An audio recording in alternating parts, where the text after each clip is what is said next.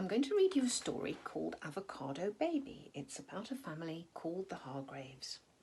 Mr. and Mrs. Hargraves and their 2 children were not very strong. Mrs. Hargraves was expecting another baby, and they all hoped it would not be as weak as they were. The new baby was born, and all the family were very pleased. Mr. and Mrs. Hargraves brought the baby home, and it grew, but as they feared, it didn't grow strong. Mrs. Hargraves found feeding the baby very difficult. It didn't like food or want to eat very much. There it is. "Whatever can I do?" wailed Mrs. Hargraves. "The baby doesn't like eating anything I make, and it looks so weak." There it is. "Why don't you give it that avocado?" said the children. In the fruit bowl on the table there was an avocado. Nobody knew how it had got there because the Hargraves never bought avocados. Mrs. Hargraves cut it in half, mashed it, and gave it to the baby, who ate it all up. And from that day on an amazing thing happened. The baby became very strong. There he is.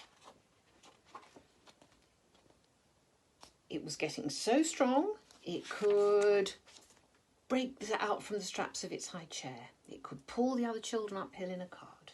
It could wrench off the side of its cot.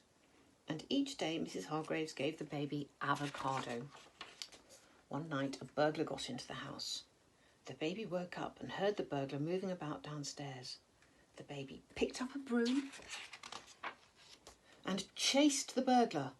The burglar was so frightened at being chased by a baby that he dropped the bag and ran out of the house. The next day Mr. Hargraves put a notice on the gate. "That should keep the burglars away," he said. The baby would help carry the shopping, move the furniture, and push the car when it wouldn't start. Look, there it is, pushing the car. One day 2 bullies were waiting for the children in the park. The bullies started being very nasty to the children. The baby didn't like that and jumped out of its buggy. It picked up the bullies. Look at that very strong baby picking up the bullies, and threw them in the pond.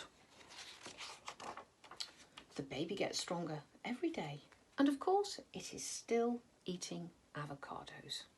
So I hope you're all eating some nice food, and I'll read you another story soon. Bye.